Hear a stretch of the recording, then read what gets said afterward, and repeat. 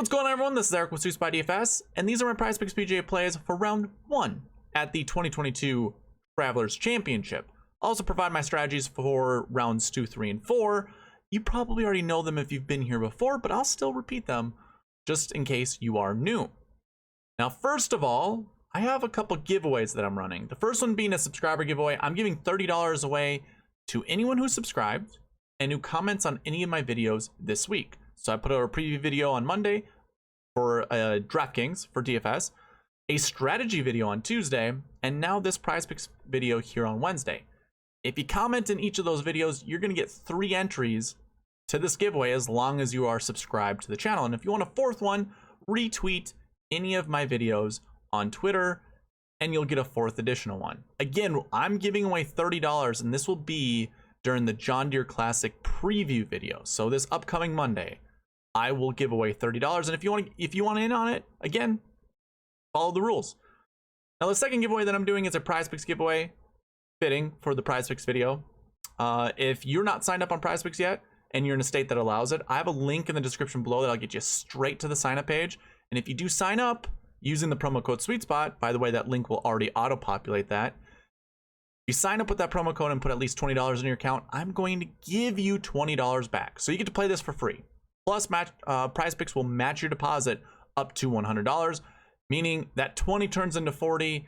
It requires an initial deposit and your sign up information, and that's it.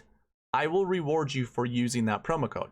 But of course, it's a deposit match up to $100, so put as much money in it as you want. I'm just giving you the opportunity to play for free. Let's go ahead. Let's get into this. First thing to note, there are 5 boards that you can pick from. Birdies are better matchups, strokes, birdies are better just in general, greens regulation, and fairways hit. If you've been here before, you already know that I like to stick with birdies are better or strokes. Of course, I should say the birdies are better matchup. Of course, if you have a take on birdies are better, greens and regulation, fairways hit, all that good stuff, go ahead and choose whatever you feel is comfortable.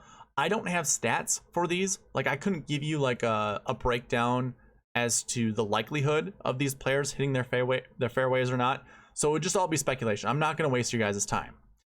I like to stick with strokes because what I can do is I can go to all of my past tournaments that I've recorded, look at round by round scoring, and kind of give you a little bit of guidance as to what to pick from. So I have looked round by round. The scoring average at this place is 69.7. It's somewhere around there, 69.5 to 69.7. With that being said, when we look at all these projections on PrizePicks just under the strokes category, they're all underneath that 69.5. Meaning they're anticipating, or all of us, because we persuade these projections, the more we hit the unders, the more likely PrizePicks is going to change those projections. It's just like odds betting. If more people are on it, then obviously those odds are going to get worse.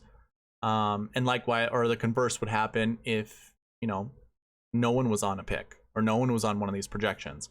So with that being said, when you look at all of these, I would much rather stick to something that's around 68.5 and try to hit the under that way. Unless you have a really good feel like Scotty Scheffler or a Rory McIlroy or any of these other guys at 67.5, it's really up to you guys. Just know that, again, the scoring average was 69 pretty much all last year. It even ventured up into the 70s during, I think, 2 of the rounds last year. So be careful, be on the lookout. Always go to winfinder.com. Obviously, I check this every single time before I make my picks. I've already looked at it Thursday. It looks pretty benign throughout all of the times that the golfers will be out on the course. So I don't think weather is really going to be a huge factor. I think scoring conditions are fairly optimal. So hitting that under, I think you can feel a bit more comfortable with. And by the way, I don't know if PrizePicks went away with it, but if I were to select all of these top guys here and go like under, like just do 5 unders, we're getting that 10x multiplier. So if you noticed in the past, they actually changed that down to like 5x, and they were trying to really get all of us to choose an even amount of overs and unders, and that would get you that 12.5 multiplier. there's no longer a 12.5 multiplier, at least not what I saw. So I think they did away with that, which I think makes choosing these a little bit easier and probably won't lose your money as much. But do with all that information as you will. I think I still want to mix and match. So here's what I did, just to give you my picks. I went with Tommy Fleetwood under 68.5. Again, you know, at scoring average of 69.5. I want to kind of pick all the golfers really close to that 69.5. So 68.5 Tommy Fleetwood. I like the under. Harris English. A lot of people noticed that he hasn't really been playing a lot of golf. He just came back from a hip injury. Played really well at the U.S. Open, considering he made the cut. Didn't think the guy, you know, I thought he was still recovering, but that gives me a little hope that he's, you know, he can come back, and he's a good player when he's on top of his game. So 68.5, I'm going with the under. Now that's like a 50-50 proposition, really. If you don't like that, I don't blame you, but I'm gonna go with it.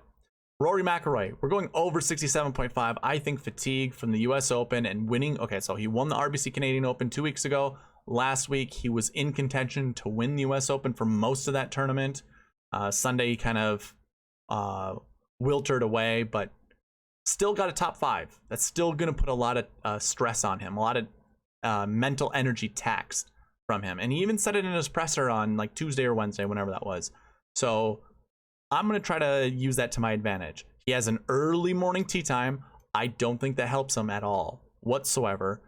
So I'm going to pick on that. Tony Finau, I don't know. It's one of these weeks where I don't have a really good feel on Tony. It's early in the morning. Usually I would say, you know, choose golfers from the morning because they're going to have better scoring conditions. I just think after a major, that morning tee time is probably the roughest. So I'm going to pick on that. I'm going over 68 strokes.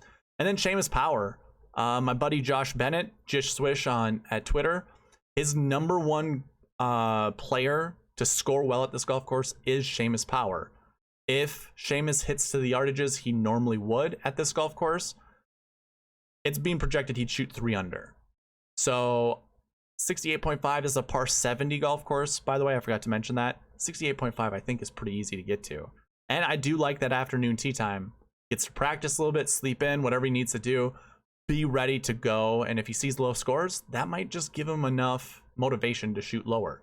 So I really like Seamus Power this week. I only made one selection. You know me, Thursdays I usually just like to play one, determine how the course is playing, determine how some of these golfers look, and then kind of hit it hard Friday, Saturday, Sunday. So those are my picks for round 1.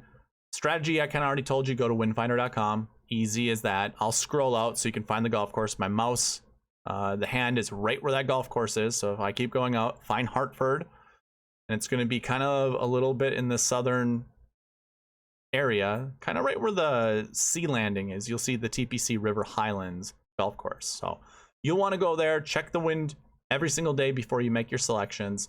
It'd be as easy as that. Otherwise, outside of that, I don't have anything else for you guys. So thank you for watching. Please leave a like, comment, subscribe, all that good stuff. And I'll see you in the next one. All right, bye.